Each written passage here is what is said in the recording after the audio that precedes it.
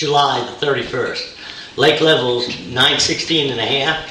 It's come up about 6 inches in the last 24 hours. We've had a bunch of rain earlier this week, so I don't know how much more the lake's going to come up, but I'd say it's going to come up quite a bit more. They're generating quite a bit of water, and if you want to keep up on the current lake levels and how much water they're discharging, the easy way to do it, just go to our website on the right hand side, scroll down, and you'll see current lake levels, and there's a link there to the Corps of Engineers site, which will give you hourly updates on what's going on the lake as far as the level and how much water they're discharging. But the water temperature, it's actually cooled down some. It's 80 to 81 degrees in the morning. And the last few days where it's been raining, it hasn't got much warmer. It's kind of, I think the fishing's a little tough. It actually feels to me like it's more like September and October fishing. All year long we've been saying how everything's behind because it never has got as warm. The fish haven't set up as deep as they normally do, or school up good as deep as they normally do. So now with the temperatures and stuff like they are, it's almost like the beginning of fall fishing, which is good because I hope it continues to stay that way and the water temperature actually starts to go down a little bit and we get into fall patterns. But right now the fish are really scattered. You can catch fish from 2 foot to 50 foot, which is a lot like a September, October pattern. But the last few days, you hear us talk a lot about fishing the conditions and fishing what's going on. And that's exactly what we did the last couple days. Yesterday we had a bunch of rain. It started about 3 o'clock in the morning, and it was pretty hard raining when we was out. So, what we did is we started off with the top water in a buzzbait. Didn't seem like they wanted any part of that. And I noticed there was a lot of water running in from in different pockets in different areas. So what we did is we started running the backs of the pockets in the creeks, and we didn't find it in every one. We had to go into several, but once we found the one where the conditions was right, and I guess what I mean by the conditions is you could actually see small shad and big shad. In the very back there was a lot of water running in, and what that does is it brings in a lot of nutrients, a lot of night crawlers, a lot of different things that the fish and the bait will both start to feed on. And we actually caught them pretty good. We caught some good fish. We had several in the 3-pound range, and we had one about 5.5 pounds. And last week I was talking about fishing shallow with a crankbait and a jig and a buzzbait. Well, we tried those baits, and we did catch them on the jig. We didn't catch anything on a buzzbait or the square bill, but we caught them on a spinnerbait, a jig, and a topwater and a spook. Now the jig we caught them on, for the most part the boat wasn't out of, there wasn't 10 or 12 foot of water back there where I was fishing. So we was fishing a 3/8 ounce and a 1/2 ounce pig sticker Snowden jig. And a lot of times, I talk about a certain jig and a certain crankbait. I'm not saying you have to use that one. I know there's several other ones that'll work, but what I'm talking mainly about is how I'm catching them and what baits I'm using.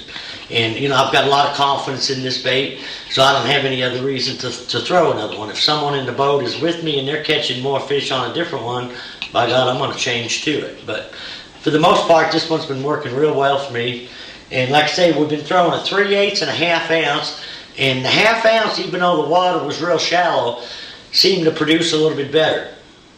Now, last week I was talking about if you want to key on laydowns and any kind of stumps. That wasn't the case the last few days. One of the main reasons was because of the cloud cover and the rain. Normally, when you've got sunshine, blue, high bluebird skies, the fish will relate more to the cover. When you've got cloudy, rainy conditions, the fish tend to roam a little bit more and don't hold as tight to the cover, which sometimes can make it harder to fish, because if you're trying to fish brush piles offshore, a lot of times you'll find on cloudy, rainy days that pattern doesn't work too well out there in the deeper water. As we tried that day and we couldn't get any bites off them offshore brush piles. That's how we ended up back in the creeks. But anyways, these fish were just back in there feeding, and what we was doing with the jig was casting it towards the bank, and just kind of swimming it back to the boat. We was keeping it in contact with the bottom, but kept a steady, kept the bait moving pretty consistent. And most of the bites, I mean, it was a good bite. You didn't have to wonder whether or not you were getting bit. The fish were knocking it pretty good.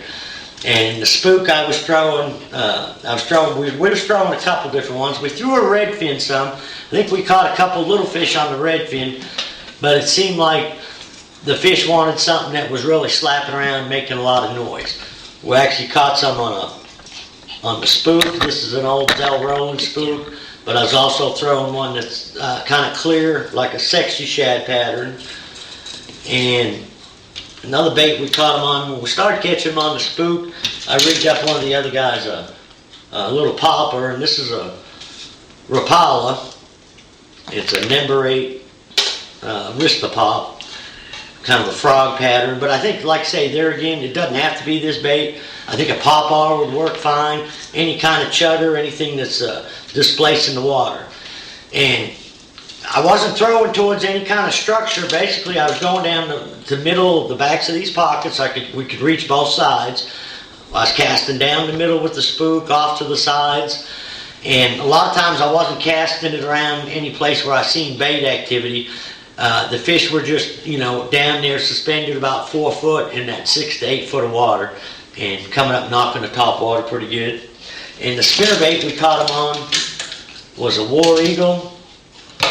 And I started out with a smaller one, smaller blades, but I started seeing a lot bigger shad. So I went to a 3/8 ounce with a little bit bigger blades. At first we were throwing a Screaming Eagle and didn't get any bites. But that's I think it's a purple shad with a couple strands of chartreuse. One gold, one nickel blade. And we actually caught some of the spinnerbait fish before we got back in the creeks on the front of some of the docks that had 10 to 12 feet of water in them and around them. Now the deep bite, I mean, naturally that's probably only going to work when it's pouring rain.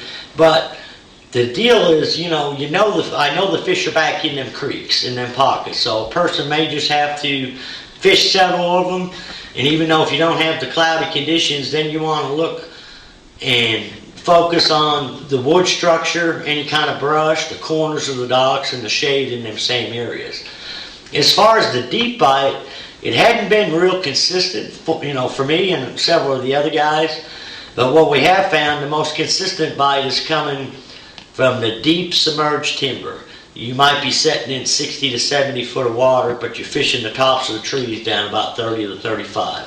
There's still been a pretty decent top water bite, but that, again, has been real inconsistent. There's some fish, like on the bluff ends. Every once in a while you'll see some schooling around some docks. So you just got to have a top water bait handy.